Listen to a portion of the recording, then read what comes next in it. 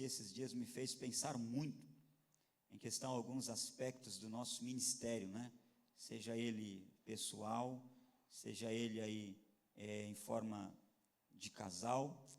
Então, existem algumas responsabilidades dentro desse texto que eu quero aqui compartilhar com vocês. Jonas, capítulo de número 1, eu quero ler aqui a partir do versículo de número 1.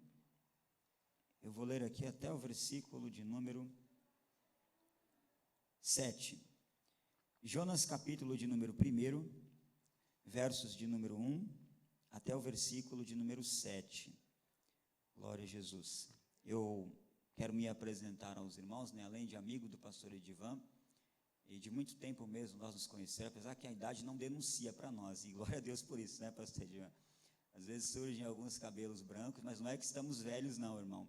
Isso é o desgaste da melanina, né? Tem que ter uma justificativa aí, né? Falta de melanina é cabelo branco, não é que está velho, é que está faltando melanina. Então, quando vocês olharem para essas pessoas bonitas, mas parece que o tempo ainda não fez com que eles perdessem aquele brilho jovial, é porque faltou melanina, né? Os cabelos brancos são esses sinais. Ninguém envelhece, fica com falta de melanina. Então, graças a Deus, nós tivemos aí uma passagem muito boa, né?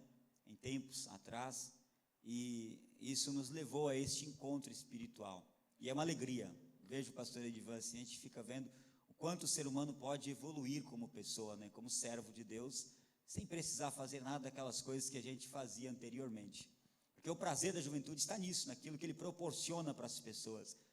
E às vezes é o inverso, a fé, ela diz totalmente contrário disso, né? A fé te faz crer numa coisa que você não vê, faz esperar naquilo que você não sabe quando é que vai chegar. A lógica não, a lógica faz esperar ansiosamente por algo que você talvez fique imaginando, não, tem que ser desse jeito. E se não for assim? A fé, ela vai na contramão, né? Às vezes nem sempre o que eu quero é o que Deus vai me dar, mas o que Ele me dá, talvez pode ser o que eu não quero, mas é o melhor dEle para a minha vida. E a gente fica naquela expectativa, né? Poxa, mas se não for assim eu não quero. Mas Deus sabe o que nós precisamos, talvez nem sempre é o que nós estamos querendo, né? Então nós estamos agora ali, irmãos, isso por bondade de Deus, servindo ao Senhor, na comunidade evangélica Efraim. Ela fica situada ali no Jardim Rosana, né? Próximo ao Jardim Vale das Virtudes. Uma hora que os irmãos quiserem também, não tendo culto aqui, nós ficaremos muito felizes de receber vocês lá, tá bom? O pastor Edivan já está mais que convidado, e com certeza marcaremos uma data para que ele possa estar lá com a família, adorando a Jesus conosco lá também, tá bom? Então nós servimos a Deus ali. Ontem nós estivemos, hoje mais tarde nós teremos o nosso culto, e é uma alegria. Vou confessar que faz tempo que eu não cultuo de manhã, irmãos, assim um domingo, e olha, me fazia tanta falta acordar de manhã já com a intenção de prestar um culto a Deus. Não é para qualquer um, não é para qualquer um, e falo isso porque tem muitos sendo vencidos pelo sono. O sono é um desafio para pessoas, né? Ainda mais nesse tempo aí que tem, as estações têm mudado, né? Tem feito aquele friozinho, a cama é convidativa. Aí você fala, domingo? Poxa vida. Aí o pastor Edivan fala, irmão, eu estava esperando vocês. Olha, pastor, eu fui vencido. O gigante da cama me venceu. Então hoje eu venci esse desafio, e aqui estou com os irmãos para glorificar a Jesus. Amém? Vamos ao que interessa, irmãos. Jonas, capítulo de número 1, versículo de número 1. Está escrito assim na minha tradução. Certo dia, o Senhor Deus disse a Jonas, filho de Amitai: apronta-se e vá à grande cidade de Nínive, e grita contra ela, porque a maldade daquela gente chegou aos meus ouvidos. Jonas se aprontou, mas fugiu do Senhor, indo na direção contrária. Ele desobedeceu, descendo a Jope, e ali encontrou um navio que estava de saída para a Espanha, na cidade de Tarsis, e pagou a passagem e embarcou a fim de viajar com os marinheiros para a Espanha, longe do Senhor. No entanto, Deus mandou um vento forte. Diga comigo assim: Deus mandou um vento forte. Continuando, e houve uma grande tempestade no mar. Era tão violenta que o navio estava em perigo de se partir ao meio. Os marinheiros ficaram com muito medo e gritavam por socorro, cada um ao seu Deus. E para que o navio ficasse mais leve, começaram a jogar as cargas para o mar. Porém, Jonas tinha descido ao porão e ali havia deitado e caído num profundo sono. O capitão do navio o encontrou ali e disse: como é que você está dormindo? Levanta-se, peça socorro ao seu Deus. Possa ser que ele tenha pena de nós e não deixe toda esta gente morrer. Os marinheiros disseram uns aos outros: vamos tirar a sorte para descobrir de quem é a culpa, para que nós estivéssemos em perigo. Última parte. E fizeram isto, e o nome da pessoa sorteada foi Jonas. Meu Deus. Irmãos, eu acredito que todos vocês devam conhecer perfeitamente esta mensagem, a mensagem de Jonas. E é interessante que às vezes, de uma forma pensada ou impensada, nós também tomamos esta particularidade no que diz respeito à chamada de Deus. Todos nós sabemos que ninguém foi comissionado pelo Senhor para ficar sentado. Todos nós temos uma missão, uns para influenciar a sociedade, outros talvez para pregar dentro de um recinto como esse, alguns para aconselhar pessoalmente falando, mas ninguém foi chamado para ficar sentado sem nenhum tipo de ação. Nós não fomos escolhidos por Deus para ficarmos estáticos, imóveis, parados em algum lugar sem eficiência alguma no reino de Deus. E talvez, por falta de ocupações, a gente até acaba acostumando mesmo com aquela vida tão pacata e serena, que mesmo sendo uma pessoa de tamanha eficiência, ele vai se atrofiando espiritualmente. Um dia ele faz, outro dia ele já deixa de fazer, e aí fica uma semana sem fazer, um mês, quando você vai ver, ele já está todo atrofiado, ele não tem mais atividades no mundo espiritual.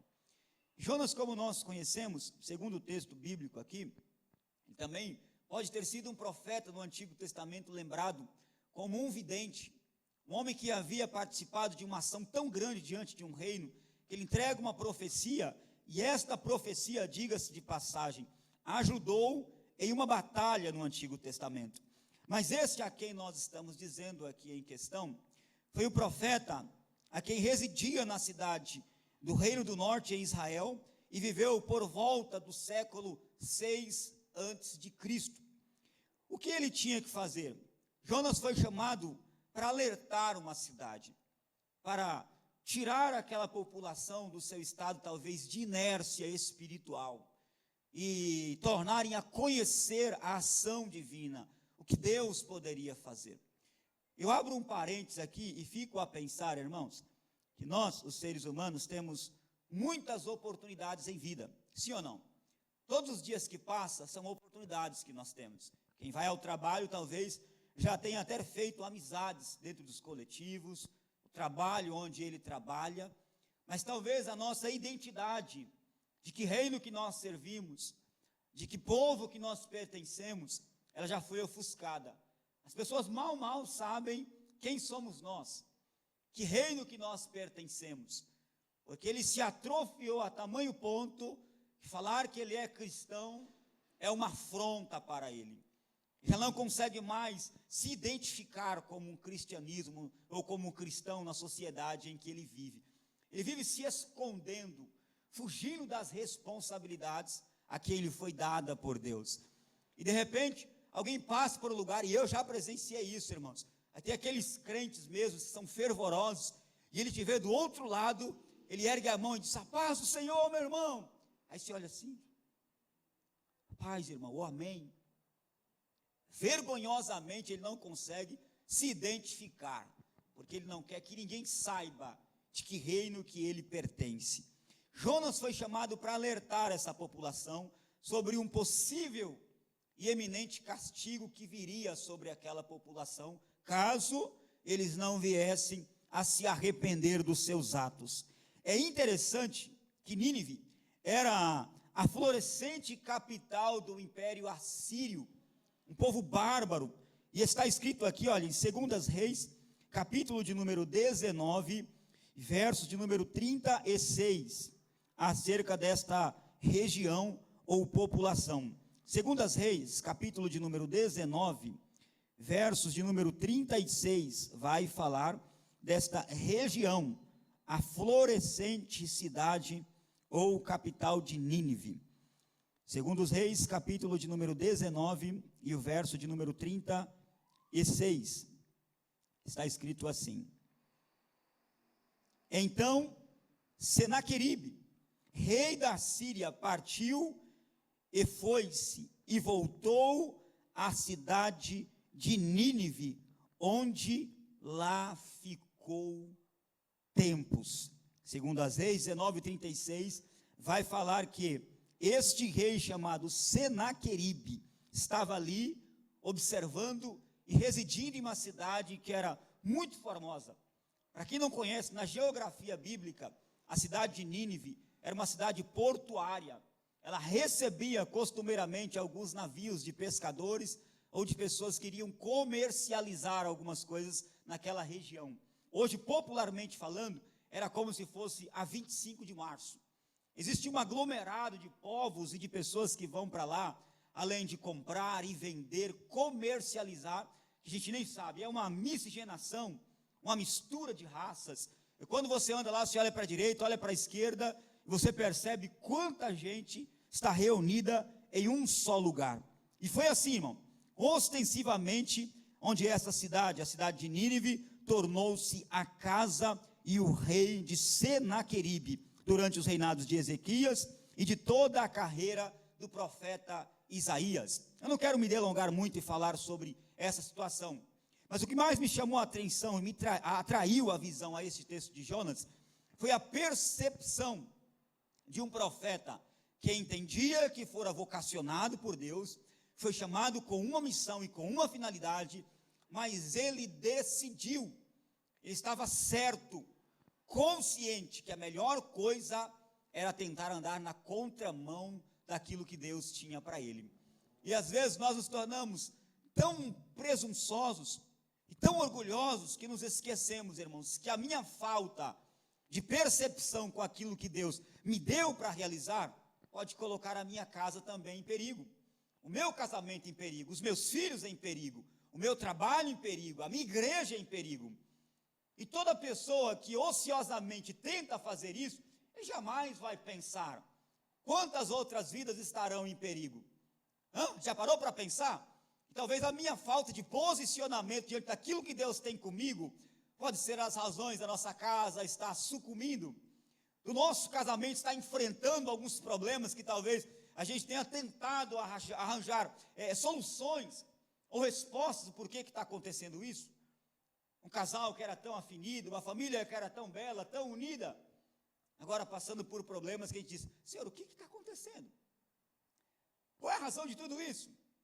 Os filhos que ora eram tão obedientes, agora tornaram-se, mas tão perversos, que o tom de fala dele com os pais parece que é na mesma altura. Isso quando ele não diz: olha, se começar a pegar muito no meu pé, eu vou embora de casa, eu vou morar sozinho. Jonas não tinha consciência disso, porque ele tinha uma missão, ele tinha um destino, sim ou não? O Senhor falou: Jonas, apronta-te, levanta-te, prepara-te aí, vai até uma cidade, vai para a cidade de Tarsis, porque lá eu tenho um povo com quem eu quero falar. Mas ele olhou e disse: não, peraí, esse povo não merece ouvir a voz de Deus, são bárbaros, eles são sagazes, são perversos. Sabe uma coisa? Eu vou descer para o porto de Jope, e lá é onde os pescadores, os marinheiros aprontavam a embarcação, iam para o alto mar pescar, e quando eles pescavam, eles se direcionavam, irmãos, para a cidade de Nínive, e lá eles iriam vender tudo aquilo que eles haviam pescado, as mercadorias. Mas é interessante que Jonas decidiu entrar exatamente neste barco. Como diz aqui o verso número 3, Jonas se aprontou, mas fugiu do Senhor, indo na direção contrária, e desceu a Jope, e ali encontrou um navio de saída para a cidade da Espanha, pagou a passagem e embarcou a fim de viajar com os marinheiros para a cidade de Tarsis. Olha que interessante. Tentou fugir, se escondeu. O destino era Nínive. Ele paga o preço por conta e vai para um outro destino. Mas é interessante que no meio da viagem, subitamente, e talvez esses homens já deveriam ter passado por diversas tempestades no mar, eram acostumados a enfrentar essas turbulências, essas mudanças de climas, eram pescadores experientes, talvez já até tivessem feito uma viagem como esta, com muito mais cargas no navio, mas naquele dia criou-se um ponto de interrogação na mente deles. O que está acontecendo? E o texto vai dizer que Deus te mandou um forte vento. Na linguagem pentecostal, a gente usa isso quando alguma crise vem ao casamento, quando algum problema começa a enfrentar a casa. Olha, o vento está soprando lá em casa, não é assim que a gente fala? Olha, irmãos, estou passando por um vento e eu não sei qual é a explicação, mas me ajuda em oração.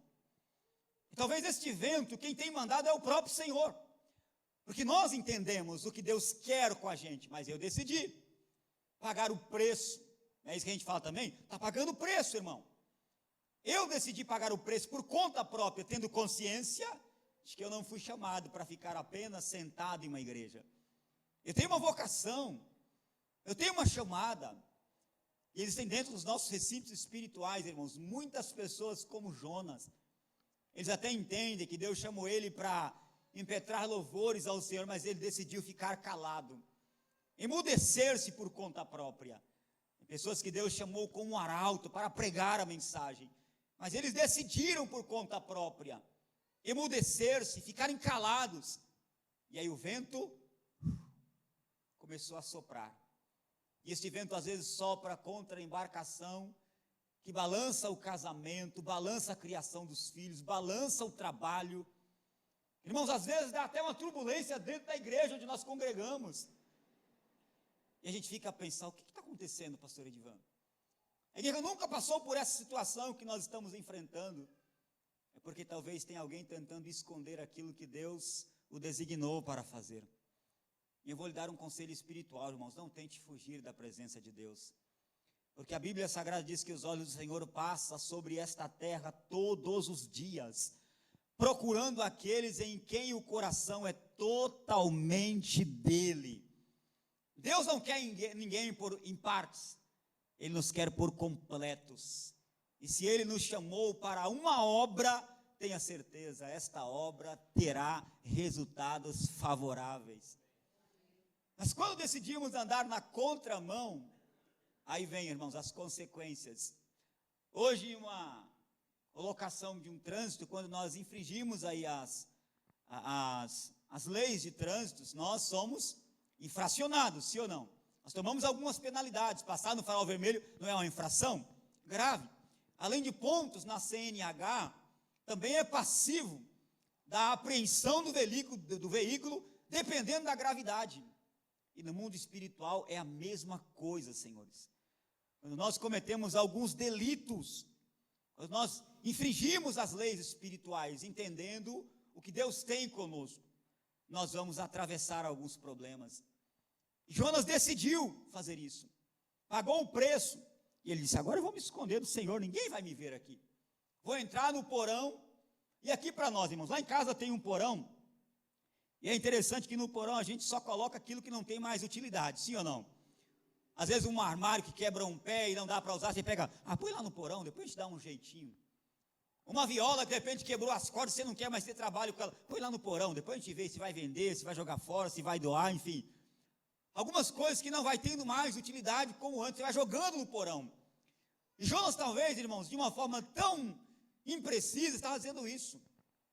O valor que foi me dado como mensageiro para levar a mensagem a alguém, eu mesmo decidi colocar no porão, tornei-me inútil. Eu vou entrar ali e vou descansar no porão do navio. E os marinheiros preocupados porque o vento começou a aumentar a intensidade, soprar cada vez mais forte. E eles disseram, poxa vida, eu acho que nós vamos perecer. Alguém parece que teve a ideia, sabe de uma coisa? Alguém deve ter trazido aí uma bagagem que não trouxeram em outras viagens. E não era, irmãos, isso aqui para nós não eram umas bagagens. Isso aqui também não era o barco desprovido ou despreparado. A embarcação era a mesma, talvez que eles já tivessem feito outras viagens. O peso era o mesmo, as pessoas eram as mesmas. Mas alguém decidiu entrar ali dentro para fugir da vontade e da vocação de Deus.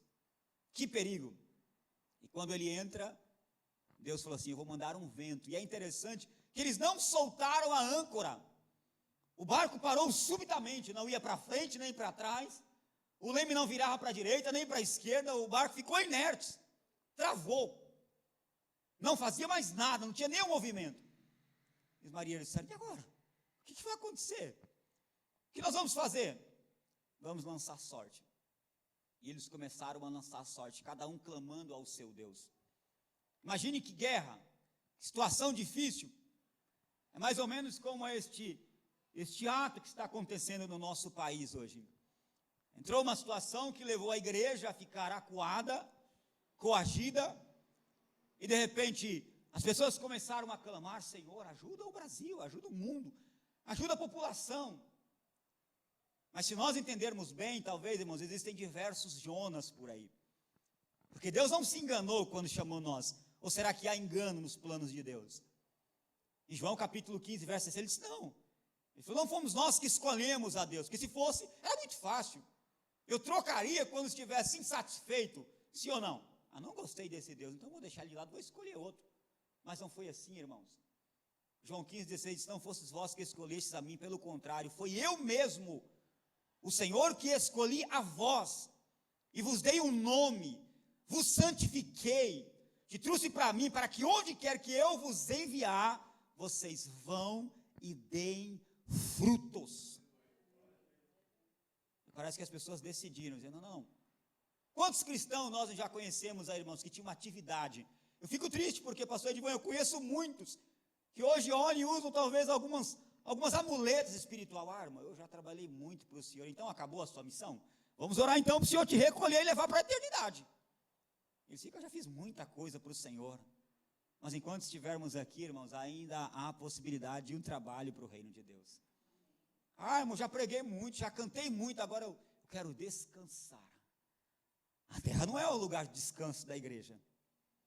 A terra é o lugar, irmãos, de trabalho da igreja, do exercício de atividade da igreja. Porque enquanto estivermos aqui, existem vidas para serem alcançadas. E eu não posso recuar. Eu não posso recuar. Se não me falha a memória, eu acho que foi Lutero que disse uma frase dizendo: olha, aqui existem muitas pessoas que estão como porcos confortavelmente pensando que é ovelha, enquanto constantemente continuam rolando na lama. Sabe o que quer dizer, irmãos? Nós jamais vamos ver ali um porco com o mesmo sentimento e atitude de uma ovelha. Porque você pode dar um banho nele, lavar ele todinho, soltou ele, ele volta a se sujar de novo. Jonas tinha esse conceito, entrou em um navio e precisou que Deus parasse a embarcação. Deixa eu colocar aqui um parênteses para a gente entender, irmãos. Qual é a embarcação talvez que Deus tenha parado nas nossas vidas? Em algum aspecto da nossa vida, para a gente entender que não é tempo de ficar parado, que não é tempo de ficarmos em uma inércia espiritual. E tem gente que talvez já entendeu isso. Isso em diversas pessoas, talvez. Ou alguém que nos assiste pela internet dizendo: olha, talvez esse negócio é comigo mesmo. Eu decidi paralisar o meu ministério, a minha chamada. Eu parei, estou aqui estagnado. Mas eu acredito que esse tempo é um tempo de restauração. Um tempo de vivermos algo novo de Deus. E nós precisamos parar, irmãos, de entender que nós conseguiremos fugir da presença de Deus. Vamos lá, resumindo. Jonas entrou no porão, a embarcação, estavam todos preocupados com o que estava acontecendo. Alguém disse: olha, vamos jogar sorte. E a garrafinha que eles rodaram deu em direção ao porão. Quando eles chegaram lá, começaram a fazer algumas perguntas para Jonas. E aqui é o que me chama mais a atenção, porque eles começaram a perguntar para ele: rapaz, qual é o teu nome? De onde que você vem? Que Deus que você serve? E para onde é que você está indo? Olha quantas coisas haviam se perdido na vida de Jonas. Quem é você? Nós temos uma identidade, sim ou não? Ele diz, que Deus que você serve? De onde que você está vindo? E para onde é que você vai? A igreja foi constituída para isso, ela foi resgatada de um mundo perverso, para entrar para a igreja e fazer uma obra para o reino de Deus, só que tem um porém, ela não foi constituída para ficar aqui, ela está indo para um lugar, ela tem uma direção, e a direção da igreja é a eternidade, é os céus com o Senhor. Então você percebe que às vezes a gente olha para uma igreja e você não consegue mais identificar qual é a missão dela, para onde ela vai, o que ela está fazendo aqui. E de repente talvez alguém não vá se sentir mais tão confortável aqui, pastor, ele vai dizer, irmão, sabe uma coisa? A minha missão acabou ali, irmão, eu estou indo para outro lugar. E ele entende que não é isso, irmão, não adianta mudar de lugar, se nós não mudarmos o nosso pensamento, e é isso que é o verdadeiro arrependimento. A palavra arrependimento no grego significa metanoi, mudança de pensamento, não é o lugar que vai fazer eu mudar, é o meu pensamento acerca do que Deus quer acerca de mim. E talvez a mudança de lugar pode ser que não tenha algo resolvido aqui, ele vai para outro lugar e acaba fazendo como Jonas, Deus manda um vento para lá, Deus sopra um vento para cá. Eu particularmente penso assim, quando Deus vai mandar alguém para lá, para ir, eu falo, Senhor, traga ele pelo menos resolvido, porque se ele chegar aqui mal resolvido, a igreja vai passar por um vento desnecessário, e nós não precisamos disso, irmão, não precisamos. Às vezes não acontece isso, chega alguém aqui que não tem nada a ver com a gente, ó, pastor Edivan, eu decidi ficar aqui, irmão, mas como é que está aí a situação do irmão? Está tudo tranquilo, está resolvido? Eu saí de lá, olha, o problema é sempre o lugar onde eles estavam. Aí de repente você percebe e fala, rapaz, a engrenagem parece que não está indo, está um negócio assim. Pode ter certeza, irmão, tem alguma coisa que ele ainda precisa dizer. Tem alguma coisa que ele ainda precisa confidenciar. E está fazendo a embarcação, sabe, dá aquela travada. Aí os marinheiros disseram, sabe uma coisa, eu acho que é bagagem. Vamos tirar um pouco da bagagem. Começaram a jogar, irmãos, as malas no mar, as bagagens no mar. E o navio continuou parado. Continuou parado. Aí quando desceram lá no porão, disseram, mas não tem ninguém por aqui. E desceram no porão, viram lá alguém que tinha uma missão, uma chamada, dormindo. E aí disseram para ele, rapaz, como é que você consegue dormir com todo este ventos fortes soprando contra a embarcação vai partir no meio. Aí ele parece que vem para fora e disseram assim, chame aí o teu Deus, ore, veja o que pode acontecer. Aí Jonas falou assim, olha, o problema sou eu, podem me lançar no mar. Os homens ainda relutaram contra isso, não, nós não vamos fazer isso. Eles disseram, não, nós vamos tentar mudar a direção, mas não vamos jogar esse homem no mar. E o barco não saiu do lugar, irmãos. Não tem como dar um jeitinho brasileiro naquilo que Deus quer mudar. Tem coisas que é para Deus fazer, que médico não vai fazer, que advogado não vai fazer. Deus é quem vai fazer. Ele precisa primeiro restaurar essa pessoa. E o que é a restauração? A restauração é um verbo transitivo direto, significa voltar a possuir algo que foi perdido. Talvez eu deixei lá atrás a minha chamada, e Deus quer restaurar, em uma ação de um verbo transitivo. Ou seja, eu tenho que resgatar de volta aquilo que Deus deu para mim. Talvez o que Deus deu para mim não deu para outro. Aí Jonas disse, o problema sou eu. Ele começou a resgatar aquilo que era para ele. A restauração começou, ele disse, é comigo o negócio. Pode me lançar no mar que a tempestade vai acabar. Mas é interessante que as coisas não iam voltar ao normal como ele imaginava, só em lançar ao mar. Porque eles já haviam jogado as mercadorias, as bagagens, tudo na água. Então, eles teriam que voltar tudo de novo para suas casas, para os seus lugares de origem, preparar toda a mobília, preparar todas as mercadorias para ir vender de novo na cidade de Nínive, porque já havia se perdido. Olha quantos problemas uma pessoa na contramão espiritual não pode ocasionar, irmãos. E às vezes nós temos aquela velha mania de dizer, irmão, isso é coisa do diabo, isso é coisa do inimigo. E às vezes pode não ser coisa do inimigo, pode ser uma indisplicência minha, insistência minha em andar na contramão espiritual. Aí há uma necessidade de uma restauração, em um verbo transitivo direto, voltar a possuir algo perdido. Uma outra forma também de se nomear uma restauração é no verbo transitivo direto nominal, ou seja, é uma restauração para alguém, para alguma coisa ou para mim mesmo. Tem certas ocasiões que Deus quer restaurar a casa, quer restaurar alguma pessoa, ou quando não, é a mim mesmo, É o ser que se conscientiza, dizendo, não, o negócio é comigo, irmão. O problema não está com a minha esposa, o problema não está com os filhos que não querem cultuar, o problema não está com o patrão que é rude, o problema não está na empresa, às vezes é a melhor empresa do Brasil. Mas entrou um Jonas ali, aí começou aquela demanda de despedidas em massa. Pô, rapaz, acabei de chegar e esse negócio de mandar embora.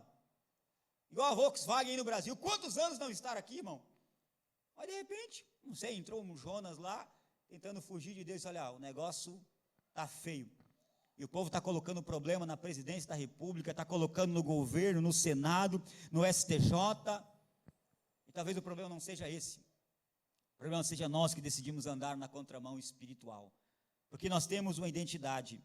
Agora, em uma restauração espiritual, o que isso quer dizer? Renovação, fortalecimento, restituição. E Deus está sempre pronto a nos restaurar das nossas quedas e das nossas mortes espirituais, muitas vezes causadas pelos desgastes do dia a dia. A gente vai ficando enfadados, cansados, sobrecarregados, e aí vem na nossa mente, olha, a única opção que eu tenho, irmão, é me esconder no porão da vida. Não tem pessoas que é assim, ele começa a se esconder um dia, aí ele vê o pastor Edivan, amanhã eu não vou para a igreja não, aí a semana que vem ele também não vem, aí o mês que vem ele também não vem, ele vai se escondendo, fugindo das responsabilidades, aí quando ele vai ver a casa entra em um colapso, o casamento entra em um colapso, ele diz, poxa vida, o que está acontecendo? É o Senhor nos chamando para a missão que Ele nos convocou, o Senhor nos chamando para uma restauração espiritual. E não tem negócio, irmão, de sair daqui para a campanha de água ungida, de lenço ungido, de porta abençoada. Isso não vai funcionar enquanto nós não renovarmos ou restaurarmos a nossa mentalidade com Deus. Charles Spurgeon disse isso, que a melhor água ungida é a lágrima do arrependimento. Preciso mudar o meu pensamento, dizer, não, Senhor, conta comigo, esta obra conta comigo, esta igreja conta comigo. Eu não cheguei aqui só para sentar e ouvir os irmãos pregarem, cantarem e estou tranquilo. Não. Há alguma coisa a ser feita. Deus conta com este exército. Outra coisa que Spurgeon disse, ele diz, quanto mais do céu existir em nossas vidas, menos da terra nós cobiçaremos. Eu quero encerrar aqui, irmãos, dizendo, ou lendo aqui um texto que Paulo escreveu, 2 Coríntios capítulo de número 1, verso 1 diz assim, olha, mas o que nos confirma convosco em Cristo, é o que nos ungiu, é Deus, a promessa que Deus tem para nós, a vontade de Deus é sempre suprir as nossas necessidades, seja elas materiais, espirituais, físicas. Deus não quer que ninguém passe por alguns ventos e não saia desses ventos com algumas experiências. Existe uma frase que diz que nenhuma tempestade vem contra nós, irmãos, sem propósito. Talvez ela tenha vindo para provar as forças das nossas raízes. E se as nossas raízes estiverem fundadas em Deus, nós não vamos cair, vamos continuar de pé, dizendo, é experiência para eu contar. Que nós possamos analisar e pensar nisso. O que deve estar acontecendo? Qual é o problema, talvez, de eu estar enfrentando tudo isso? E a minha casa está enfrentando isso? Talvez o problema não seja o país, talvez o problema não seja a igreja. E eu já vi muito isso, irmão. As pessoas que decidem andar na contramão espiritual e de repente ele fala assim, irmão, a igreja que eu congrego não é mais o lugar para me congregar. Ou o grupo que eu estou fazendo parte, acho que a liderança não bateu, irmão. Não está na mesma vibe que eu. E às vezes o problema não está na liderança, não está no culto, não está na igreja, está no cidadão aí que decidiu andar na contramão espiritual. E quantos acidentes graves, às vezes até fatais, não acontecem por aí, irmãos? Porque algumas pessoas indissolutamente decidiram entrar na contramão e seguir velozmente. Quando não pagam espiritualmente, pagam fisicamente também, sacrificam muitas coisas. E vou lhe dizer, irmãos, tem coisas que é irreparável. É irreparável. Vocês lembram daquela situação de Esaú? Na carta aos Hebreus tem um texto que diz isso. Esaú decidiu andar na contramão espiritual, profanar algumas coisas santas no que diz respeito ao reino de Deus. E ainda que ele tenha buscado insistentemente, tentado se arrepender e buscado com lágrimas, Deus não aceitou. Tem coisas que é assim, quando eu faço conscientemente, às vezes pode ser tarde demais, irmãos. Que nós possamos usar esta manhã como um momento de reflexão e dizer o que Deus quer restaurar nesse tempo. Em verbo transitivo direto, Deus pode estar querendo renovar algo que eu deixei lá atrás, aos pregadores, aos levitas, aos ministros, aos obreiros. Deus talvez está te chamando para uma responsabilidade maior, ou talvez um verbo transitivo nominal, Ele está querendo restaurar alguém, um membro da nossa casa, ou talvez eu mesmo.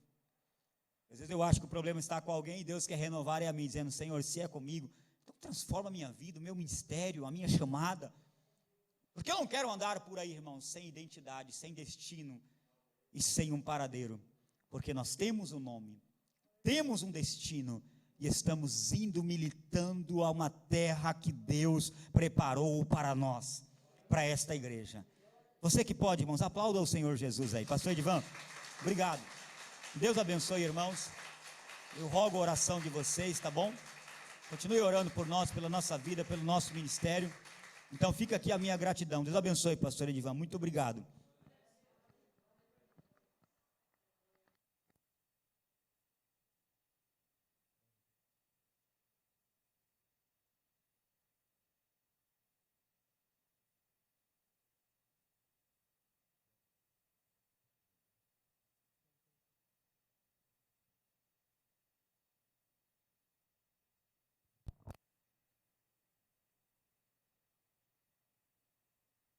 Som.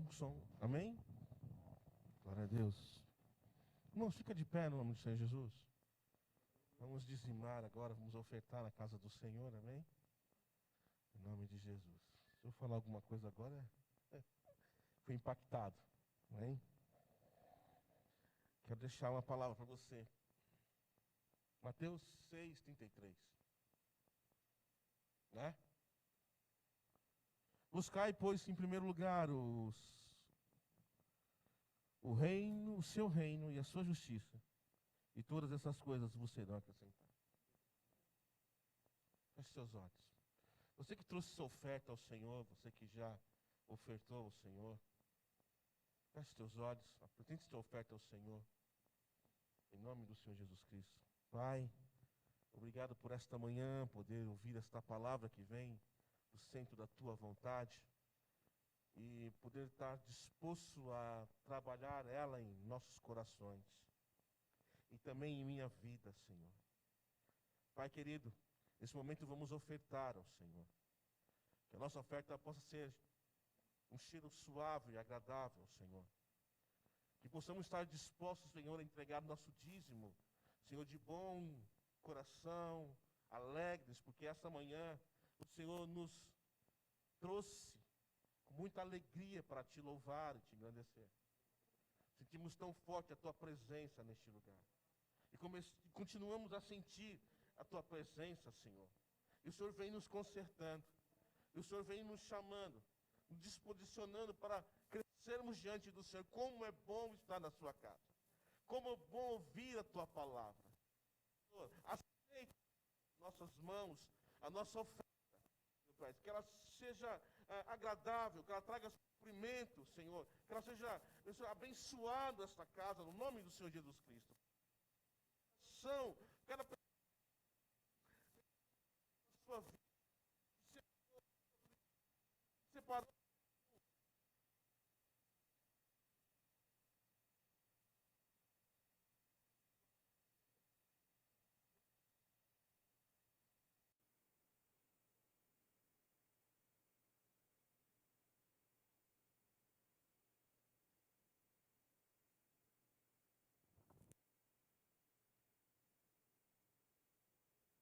Louvado seja o nome do Senhor. Amém. Pode ser. Aliás, vamos ficar em pé, não precisa nem sentar não, né? Glória a Deus. Pastor Edivelto, palavra poderosa. Agradeço a sua vinda aqui, sem dúvida alguma, foi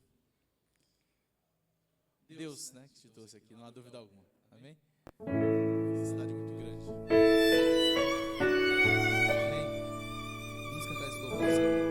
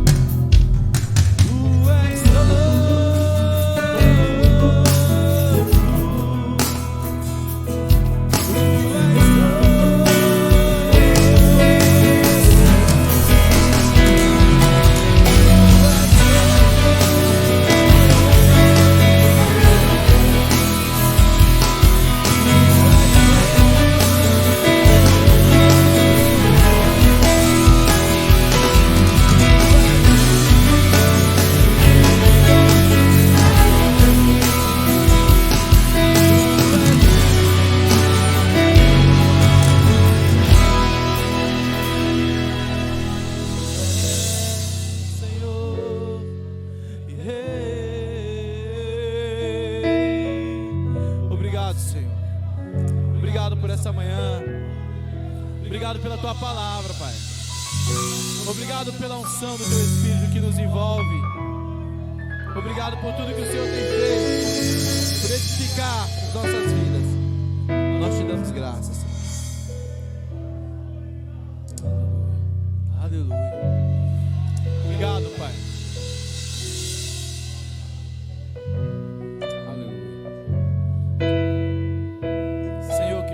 Espírito Santo venha visitar nesse momento todos os familiares dos teus servos que estão aqui, aqueles que estão nos acompanhando pelas redes sociais.